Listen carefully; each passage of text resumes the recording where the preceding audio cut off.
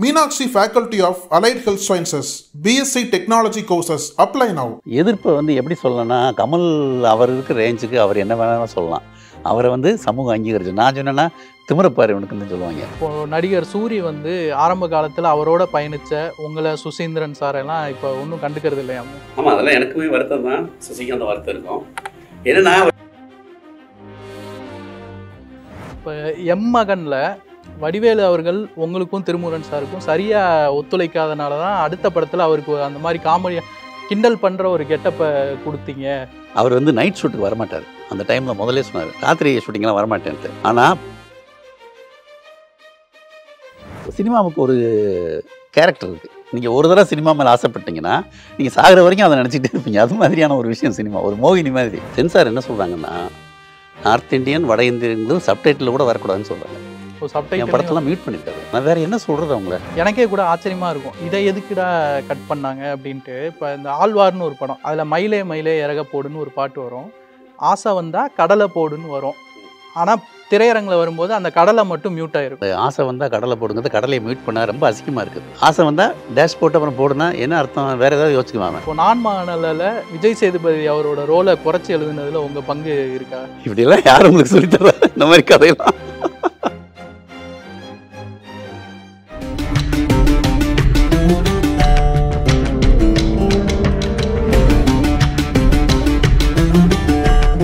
இப்போது ஏற்கனவே தமிழ்நாட்டில் பாதி அவங்க வந்துட்டாங்க, வேலை வாய்ப்பெல்லாம் அவங்க பறிச்சுக்கிறாங்க. இன்னொரு பக்கம் இப்போ சலூனில், ஹோட்டல்ஸில் எல்லாத்துலேயும் இருக்காங்க. தேங்காய் சட்னி கேட்டால் அதை புரிஞ்சுக்காமல் கார சட்னி கொண்டு வந்து தராங்க. இன்னும் உச்சக்கட்டமாக பார்த்தீங்கன்னா பஜ்ஜி கடைகளை காணோம், எல்லாம் பானிபூரி கடைகள் ஆயிடுச்சு அப்படின்லாம் பிரச்சனைகள் இருக்குது. நீங்கள் வேற ஏன் இதை ஒரு படமாக எடுத்து பிரச்சனையை பெருசு பண்ணுறீங்க? இல்லை, பிரச்சனையை பெருசு பண்ணுறது நோக்கம் இல்லை. நீங்களே சொல்கிறீங்க இவ்வளோ இடத்துல இருக்காங்க, இவ்வளோ பிரச்சனைகள் இருக்குன்னு. அப்போ அவங்கள நம்ம தவிர்க்க முடியாது அப்படின்றதுன்னு அர்த்தம். ஸோ அவங்கள தவிர்க்க முடியாது, கலைத்துறையிலையும் அவங்க தவிர்க்க முடியாது, நம்ம யோசிக்கும் போதும் அவங்கள தவிர்க்க முடியல. ஸோ தவிர்க்க முடியாத ஒரு விஷயத்தை பற்றி நம்ம பேசலாமே. ஏன்னா அது நமக்குள்ளே வந்துட்டாங்க, அவங்க நம்மளை சுற்றி இருக்காங்க. ஸோ அவங்கள பற்றி பேசுகிறது முக்கியம்னு எனக்கு தோணுச்சு. அதனால் பேசியிருக்கேன் இந்த படத்தில். இப்போ உலகமெங்குமே இப்போ நம்ம சீரியஸாக அதை டிஸ்கஸ் பண்ணோம் அப்படின்னா, உலகமெங்குமே மைக்ரேஷன் அப்படின்ற விஷயம் இருக்குது. ஸோ நீங்கள் அதை படமாக பண்ணும்போது கண்டிப்பாக நீங்கள் ஒரு பெரிய ரிசர்ச் பண்ணியிருப்பீங்க. இப்போ நம்ம ஊரில் இந்த விஷயம் ரீசெண்டாக ஒரு பிரச்சனையாக பேசப்படுது இல்லை? இப்போ இதில் உங்களுடைய பார்வை என்ன சார்? இது பிரச்சனையா இல்லை இது இயல்பாக நடக்கிற ஒன்றை தேவையில்லாமல் நம்ம ரொம்ப கவனம் செலுத்துகிறோமா?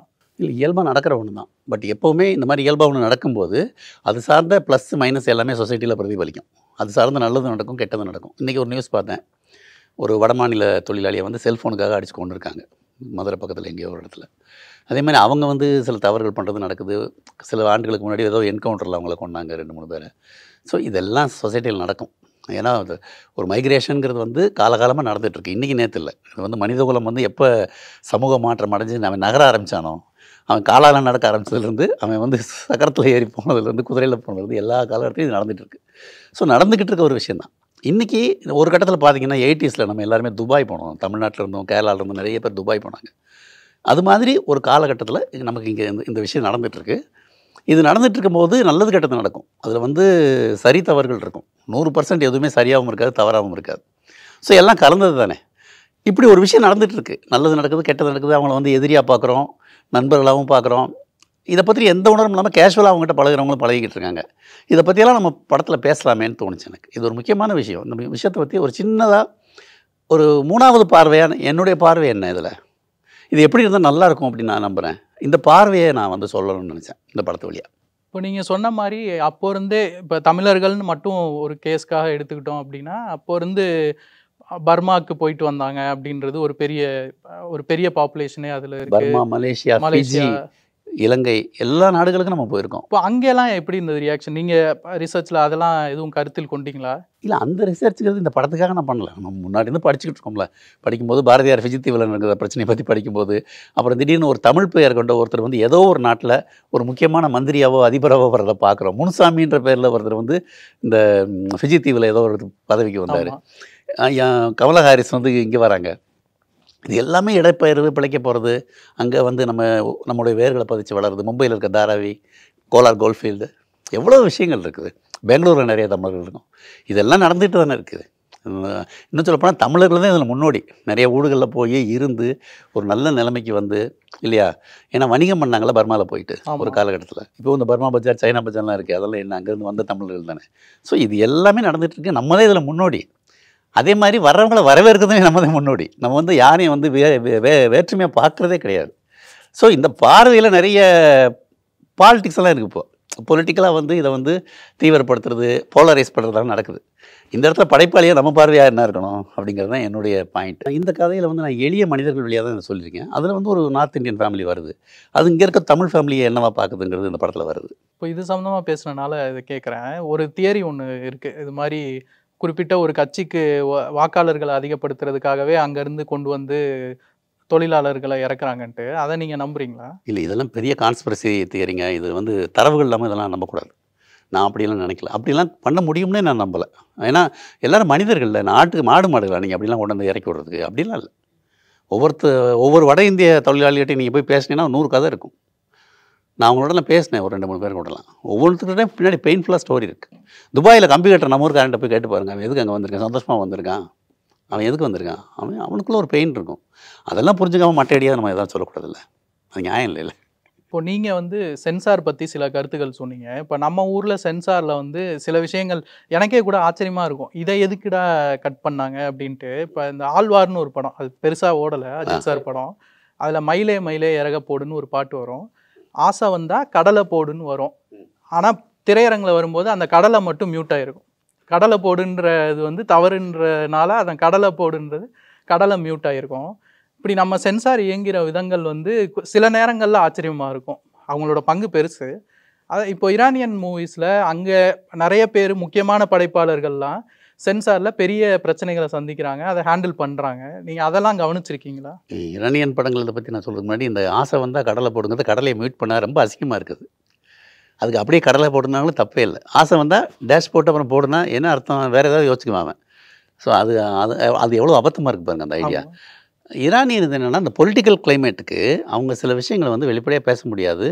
அதனால அவங்க மறைமுகமாக அல்லது சட்டிலாக அல்லது வேறு விதமாக அதை மீறுறதுக்கான இதை வந்து அந்த படைப்புக்குள்ளேயே செய்வாங்கன்னு நான் கேள்விப்பட்டிருக்கேன். பட் அதை பற்றி ரொம்ப பெரிய ரிசர்ச்லாம் பண்ணதில்லை. அதே மாதிரி லிட்ரேச்சர்லேயே கூட இருக்குது. லிட்ரேச்சர்லேயே வந்து லத்தீன் அமெரிக்கன் லிட்ரேச்சரில் சில இசமெல்லாம் அவங்க கண்டுபிடிச்சாங்க, மேஜிக்கல் இசம். அதெல்லாம் வந்து அதை பற்றி என்ன கருத்து இருக்குன்னா, அந்த கவர்மெண்ட்டுக்கு எதிராக வெளிப்படையாக எழுத முடியாத போது அவங்க அந்த மாதிரி ஷேடோவாக ஒன்று பண்ணாங்க. அந்த மாதிரி இப்போது இப்படி அனிமல் ஃபார்ம்ங்கிற ஒன்று வந்து எப்படி கம்யூனிஸ்ட் கவர்மெண்ட்டை கிண்டல் பண்ணுற மாதிரி ஒரு வேறு ஒரு வடிவத்தில் இருக்கோ அந்த மாதிரி மனுஷபுத்திரன் அரசின்னு ஒரு கவிதை எழுதினார். அவர் வந்து ஜெயலலிதாவோட ரெஜிம் ரொம்ப டாப்பில் இருக்கும்போது ரொம்ப அவங்க டெரராக இருந்தப்போ அரசின்னு ஒரு மறைமுகமாக அவங்கள இது பண்ணி ஒரு கவிதை. இந்த மாதிரியான முயற்சிகள் கலை உலகத்தில் நடக்குது. மலையாளத்தில் கூட தேன் ஒரு சிறுகதை, ஒரு கரடி வந்து ஒரு பெண்ணை கல்யாணம் பண்ணிக்கிறது. அந்த பெண் நார்மலான ஒரு ஆணை விட அந்த கரடி என்னை நல்லா பார்த்துக்குதுன்னு சொல்லி இந்த மாதிரி பண்ணுவாங்க. பட்டு நம்ம இப்போ இருக்கிற சிக்கல் என்னென்னா, சில வார்த்தைகள் சில கருத்துக்கள் இதை வந்து இதை கூடாதுங்கிறாங்க. அந்த மாதிரி தான் இருக்குது. இந்த மாதிரி கான்டெக்சுவலாக நீங்கள் மறைமுகமாக சட்டிலெல்லாம் கிண்டல் பண்ணுறதுலாம் பண்ணலாம். அதில் வந்து எப்போயுமே இப்போ ஒரு க்ரியேட்டிவ் ஒர்க்கில் அதுக்கான ஸ்பேஸ் இருக்குது. அது நம்மளுடைய புத்திசாலித்தனத்தை பொறுத்தது. எந்த அளவுக்கு நீங்கள் ஏமாற்ற முடியுமோ அதை பண்ணலாம். பட் அதெல்லாம் தேவையான்றது தான் என்னுடைய கேள்வி. அது தேவையில்லை, வெளிப்படையாக இருக்கலாம். ஒரு பொலிட்டிக்கல் இது தானே. இது ஒரு பீஸ் ஆஃப் ஆர்ட் பண்ணுறோம், அதை பார்க்கும்போதே தெரியும் அது நமக்கு என்ன சொல்லுதுன்னு. ஒரு சென்சிபிளான இடத்துலேருந்து அதை பார்த்துட்டு இது சரியாக தவறான்னு சொல்லலாம். அதில் என்ன இருக்குது? அதில் எதுக்கு போட்டு தேவையில்லாமல் போட்டு இப்படி குடைச்சல் கொடுக்கணும். உங்கள் ப்ரொடியூசரை பற்றி பேசி ஆகணும். அதாவது கில்லியில் ஒரு வசனம் வரும் இல்லையா, நாட்டில் மழை இல்லை, காசு இல்லை, உங்கள்கிட்ட மட்டும் எப்படி வருதுன்னு தாமு ஒருத்தட்ட கேட்பாரு. இப்போ புக் ஃபேர் போட்டோம் அப்படின்னா வியாபாரம் இல்லை, எல்லாம் பிடிஎஃப்ல படிச்சுட்டு போயிடுறாங்க, இப்படிலாம் இருக்குது. இப்படி இருக்கும்போது ஒரு புத்தக கடை வச்சவர் வெற்றிகரமாக இப்போ தயாரிப்பாளராக உயர்ந்திருக்காரு. அவருடைய வளர்ச்சியை பற்றி சொல்லுங்கள். இல்லை, அவர் வந்து என்னென்னா ஒரு விஷயத்தை எடுத்துக்கிட்டோம்னா ரொம்ப சீரியஸ். 2009 நம்ம அந்த புத்தக கடை ஆரம்பித்தார் கேட்க நகரத்தில். அப்போ வந்து நானும் ஞானியும் தான் அந்த ஓப்பனிங் இதுக்கு ஒரு 5-6 பேரை கூப்பிட்டுருந்தாரு. ஞானி நானெல்லாம் போனோம். அப்போ ஞானி வந்து சொன்னார், இங்கே இந்த கடையை வச்சுட்டு இவர் என்ன பண்ண போகிறான்னு தெரியல அப்படின்னு சொன்னார். ஆனால் வேடியப்பன் சளைக்கவே இல்லை. வேடியப்பன் ஒரு ட்ரெண்ட் செட் பண்ணார். அதில் என்னென்னா, அடிக்கடி இலக்கியவாதிகள் அங்கே வர வைக்கிறது, ஒரு கூட்டம் நடத்துறது, ஒரு அங்கே அது வந்து ஒரு மீட்டிங் பிளேஸ், ஹேப்பனிங் பிளேஸாக மாற்றினார். அதுதான் வெற்றி. ஸோ வேடியப்பன் வந்து இந்த மாதிரி எல்லா இதுலேயும் வந்து ஒரு வெற்றிகரமான ஒரு விஷயத்தை கண்டுபிடிச்சி அதை அமல்படுத்திகிட்டே இருக்காரு, அதை டெவலப் பண்ணிகிட்டே இருக்காரு, தொடர்ந்து வேலை செஞ்சுட்டு இருக்காரு. அதனால அதன் இன்னொரு படியாக தான் அவர் சினிமாவுக்கு வந்திருக்காருன்னு நான் நினைக்கிறேன். இன்னொன்று அவர் வந்ததே சினிமாவுக்கு தான் தானே ஆரம்பத்தில். அவர் வந்து லிங்குசாமி சார்ட்லாம் ஒர்க் பண்ணியிருக்காரு ஒரு காலகட்டத்தில். அதுக்கப்புறம் தான் அதுக்கப்புறம் இவர் பிரவீன் காந்திகிட்டையும் ஒர்க் பண்ணியிருக்காரு. அதுக்கப்புறம் தான் புத்தகத்துக்கு வந்துட்டார். ஆனால் அவருடைய அந்த சினிமா தாகம் இருந்துக்கிட்டே இருந்துச்சு. பட் சினிமாவில் ஓரளவுக்கு மேலே தொடர்ந்து இல்லாமல் இதுக்கு வந்து இதில் வெற்றிகரமாக வந்துட்டார். பத்திரிகையில் சாரி புத்தக பதிப்பில் வந்துட்டார். வந்த பிறகு சினிமா ஆசை இருந்து சினிமாவுக்கு ஒரு கேரக்டர் இருக்குது. நீங்கள் ஒரு தடவை சினிமா மேலே ஆசைப்பட்டீங்கன்னா நீங்கள் சாகிற வரைக்கும் அதை நினச்சிக்கிட்டே இருப்பீங்க. அது மாதிரியான ஒரு விஷயம் சினிமா, ஒரு மோகினி மாதிரி. அந்த ஆசை அவருக்கு தொடர்ந்து இருந்துகிட்டே இருந்துச்சு. அதனால் அவர் வந்து வாய்ப்பு கிடைக்கும் போதெல்லாம் ஏதாவது படம் பண்ணணும், ஒரு அயல் சினிமா ஒரு பத்திரிகை நடத்தணும், சினிமா சம்மந்தப்பட்ட கூட்டம் நடத்து, இதெல்லாம் பண்ணிகிட்டு இருந்தார். அதன் ஒரு இதாக தான் இதையும் பார்க்குறேன். இது வந்து அவர் ஏதோ ஒரு நல்ல திட்டத்தோடு தான் இறங்கி வந்தார். வந்துட்டு ஒரு சின்ன படமாக பண்ணுவோம்னு பேசினா அப்புறம் வந்து பெரிய படமாக பண்ணிட்டோம். நான் கூட ஒரு இடத்துல தயங்கி கேட்டேன், பண்ணிட முடியுமா வேடியப்பன்? தாராளமாக பண்ணலாம் சார், நம்ம பண்ணிடுவோம், நம்ம பார்த்துடலாம் சார் அப்படின்ட்டு முழு மூச்சாக இறங்கிட்டார். அதுதான் ஒரு விடாமுயற்சி, அதில் ஏதாவது ஒன்று புதுசாக கண்டுபிடிக்கிறது, தைரியமாக இறங்குறது, இது வந்து அவருடைய தனித்தன்மை. அதனால இது சாத்தியமாச்சு இந்த படம். இப்போது இந்த உரையாடலோட இறுதி கட்டமாக ஒரு சின்ன ஒரு செக்மெண்ட் மாதிரியோ, அதாவது எப்பயுமே ஒரு யூடியூப் பேட்டின்றது, அதுவும் இப்போ சமீபத்தில் பார்த்தீங்கன்னா சில நெகட்டிவ் விஷயங்கள் இல்லாமல் அது வந்து முழுமையடையாது. அதில் கொஞ்சம் அதீதமாக சிந்திச்சு பண்ணையில் ஒரு விஷயத்தை ப்ளேஸ் பண்ணுவாங்க. ஸோ அந்த மாதிரி சில விஷயம் யோசித்தது. இப்போது உங்கள் படத்தோட டைட்டிலை வந்து நீங்கள் மாற்ற வேண்டிய நிலைமை வந்தது. இதுக்கு முன்னாடி இதே மாதிரி ஒரு ப்ரெஷர் வந்து கமல் சாருக்கு வந்து சண்டியர்ன்ற பேரை விருமாண்டின்னு மாற்றினார். அது வந்து பல எதிர்ப்புகள், அதுக்கு ஒரு காரணம் இருந்தது. அப்போ வந்து ஒரு வீடியோ ஒன்று கமல் சார் விட்டது, அது ரொம்ப பாப்புலரான ஒரு வீடியோ. அதில் கூட சொல்லியிருப்பார், இப்படி வைக்கவா, அப்படி வச்சா இவர் கோச்சுக்குவார், அந்த மாதிரி உங்கள் வீடியோ ஒன்று வரப்போகுதுன்னு சொல்கிறாங்க. இல்லை படம் எடுக்கலான்னு இருக்கேன், ஃப்ரெஞ்சு படம் ஒன்று எடுத்து தமிழில் ரிலீஸ் பண்ணுற ஐடியா. அதே மேட்ரு அப்படிலாம் ஒன்றும் இல்லைங்க. இல்லை என்னென்னா எதிர்ப்பை வந்து எப்படி சொல்லணும்னா, கமல் அவர் இருக்கிற ரேஞ்சுக்கு அவர் என்ன வேணாலும் சொல்லலாம். அவரை வந்து சமூகம் அங்கீகரிச்சு, நான் சொன்னேன்னா திமிரப்பாரு இவனுக்குன்னு சொல்லுவாங்க. அதனால் அப்படியெல்லாம் வீடியோ போட முடியாது. பட் ஒரு பாயிண்ட் நான் சொல்லுவேன். இப்போ உதாரணமாக பீகார்காரங்க யூபிக்காரங்க இங்கே வந்து வேலை செய்கிறாங்க. நீங்கள் அவங்கள பற்றி சொல்லுறீங்க, விரும்புகிறீங்க, என்ன சொல்லுவீங்க அவங்கள? நார்த் இந்தியன்ஸ் தமிழில் சொல்லணுன்னா நம்ம வடக்குலேருந்து வந்தவங்கன்னு பொதுவாக. வேறு ஏதாவது வார்த்தை இருக்கா? வட இந்திய தொழிலாளர்கள் நார்த் இந்தியன்ஸை தவிர வேறு ஏதாவது வார்த்தை இருக்கா? இல்லை, வட இந்திய தொழிலாளர்கள் தான் சொல்லுவோம் நம்ம. வேறு என்ன சொல்கிறது? சென்சார் என்ன சொல்கிறாங்கன்னா, நார்த் இந்தியன் வட இந்தியன்களுக்கு சப்டைட்டில் கூட வரக்கூடாதுன்னு சொல்கிறாங்க. என் படத்தெல்லாம் மியூட் பண்ணியிருக்காது. இப்போ டைலாகை மியூட் பண்ணுறோம், வடக்கேங்கிற டைலாகை மியூட் பண்ணுறோம். ஓகே, அது நியாயம். அதாவது அவங்க பார்வையில் அது நியாயம், என் பார்வையில் அது நியாயம் இல்லை. கீழே வட இந்தியர்கள்னு வரக்கூடாது, நார்த் இந்தியன் வரக்கூடாது. நான் வேறு என்ன சொல்கிறது அவங்கள? வடக்கன் கூட பேச்சு வழக்குன்னு சொல்லலாம், ஃபார்மலாக வட இந்தியர்கள்னு சொல்கிறதுலையும் தப்பு இருக்குது. நம்ம சிஸ்டத்தில் என்ன பிரச்சனைனா, அந்த ரூல் இருக்குன்னா அந்த ரூல் தான் அவங்க அதில் ஸ்டிக் ஒட்டிகிட்டு இருக்காங்க. நான் என்ன சொல்ல வரேன்னா, ஒரு ஒரு பீஸ் ஆஃப் ஆர்ட்டில், ஒரு சினிமாவில் கான்டெக்சுவலாக தான் ஒரு விஷயத்தை நீங்கள் எடுத்துக்கணும். நான் வடக்கேன்னு சொல்கிறேன்னா என்ன நோக்கத்தில் நான் சொல்கிறேன் அப்படிங்கிறது தான் முக்கியம். நான் வந்து அவங்களை இழிவுபடுத்தும் விதமாக வடக்கேன்னு சொன்னால் படத்தை நீங்கள் தடையே கூட பண்ணலாம். அந்த மாதிரி நான் சொல்லுங்கும் போது கான்டெக்சுவலாக அதில் இருக்க நியாயத்தை புரிஞ்சுக்கிட்டு அந்த இடத்துல ஃப்ளெக்சிபிலிட்டி ஒன்று வேணும். அந்த இடத்துல அது இல்லை, ரொம்ப ரிஜிடாக இருக்காது. நான் எப்படி சொல்கிறது, வேறு வார்த்தையே இல்லையே. ஸோ இதெல்லாம் வருத்தத்துக்குரிய விஷயந்தான். அப்புறம் டைட்டில் வடக்குன்னாவது மாற்றணும்னா வடக்குன்னே சொல்லக்கூடாதுன்றாங்க. வடக்குன்றது ஒரு திசை, அதையே சொல்லக்கூடாதுங்கிறாங்க. ஸோ இது எனக்கு கொஞ்சம் ஸ்ட்ரேஞ்சாக இருக்குது. பட் ஒன்றும் பண்ண முடியாது. அதுதான் சிஸ்டம். இந்த சிஸ்டத்துக்கு அடாப்ட் பண்ணி தான் நான் என்னுடைய படத்தை வெளியே கொண்டு வர வேண்டியிருக்கு. அதனால் நம்ம அதை ஒத்துக்க வேண்டியிருக்கு. பட் அதில் இருக்கக்கூடிய இந்த விமர்சனங்கள் நம்ம சொல்லி தான் ஆகணும். இதை வந்து ஒரு சினிமா தெரிஞ்ச, சினிமாவை புரிஞ்சிக்கக்கூடிய, அதனுடைய நெகிழ்வுத்தன்மையோட கூடிய ஒரு அமைப்பாக அது இருக்கணும். நெகிழ்வுத்தன்மை எல்லாமே ரிஜிடாக இருக்கக்கூடாதுன்னு நான் நினைக்கிறேன். நெகிழ்வுத்தன்மைங்கிறது கான்டெக்சுவலாக என்ன இன்டென்ஷனில் அந்த படம் இருக்குது அப்படிங்கிறத தெரிஞ்சுக்கிட்டு அதை ஒட்டி சில விஷயங்களை அனுமதிக்கணும்னு நான் நினைக்கிறேன். அப்படி இல்லாட்டி எதையுமே பண்ண முடியாது சினிமாவில். இப்போது நடிகர் சூரி வந்து ஆரம்ப காலத்தில் அவரோட பயணித்த உங்களை சுசீந்திரன் சாரெல்லாம் இப்போ ஒன்றும் கண்டுக்கிறது இல்லையாமே? ஆமாம், அதெல்லாம் எனக்குமே வருத்தம் தான். சுசிக்கு அந்த வருத்தம் இருக்கும். ஏன்னா அவர் நிறைய சம்பாதிக்கிறாரு. ஏதோ மாதம் 4-10 லட்சம் ரூபா கொடுக்கலாம்ல. அதெல்லாம் அது யார் அவர் தடுக்கிறாங்க? அவர் அதெல்லாம் செய்ய மாட்டேங்கிறாரு. அதெல்லாம் தப்பு இல்லைங்களா? அப்படியெல்லாம் இல்லைங்க. பார்த்தா தானே கண்டுப்பார். அவர் எங்கே பார்த்தாலும் நம்ம அன்பை மரியாதையாக பேசுவார் சூரி. அதனால் இன்னும் கூட அந்த பழைய சூரியை தான் நான் பார்க்குறேன். ஏதோ ஒரு 5-6 வருஷத்துக்கு முன்னாடி ஏதோ ஒரு கல்யாணத்துக்கு போயிட்டு வெளியில் நின்றுக்கிட்டு மொன்னட்டி கடையில் நானும் கவிதா பாரதின்னு பேசிட்டு இருந்தோம். கார் கிராஸ் ஆச்சு. கொஞ்சம் தூரம் போய் கார் நின்று இறங்கி வந்துட்டார் அவர். சூரி வந்து எங்களை என்னை பார்த்து பேசிட்டு, கவிதா பாரதி அவருக்கு தெரியாது, என்னை பார்த்து பேசிட்டு, நான் நல்லா இருக்கீங்களா சார் அப்படிலாம் பேசிட்டு போனார். அவர் இறங்கியிருக்க வேண்டிய அவசியம் இல்லை, கார் அதை பாட்டுக்கு போயிருக்கலாம். வந்தார். அது அவருக்குள்ளே இருக்கக்கூடிய அந்த எளிமையான அந்த பழைய மதுரக்கார ஆள் தான் சூரி. எனக்கு அப்படிலாம் நான் நினைக்கல. இப்போ நான் மகாநல்ல விஜய் சேதுபதி அவரோட ரோலை குறைச்சி எழுதுனதுல உங்கள் பங்கு இருக்கா? இல்லை, ஆக்சுவலாக அவரை ஹீரோவை போட்டிருந்தா நல்லா இருந்திருக்கும்.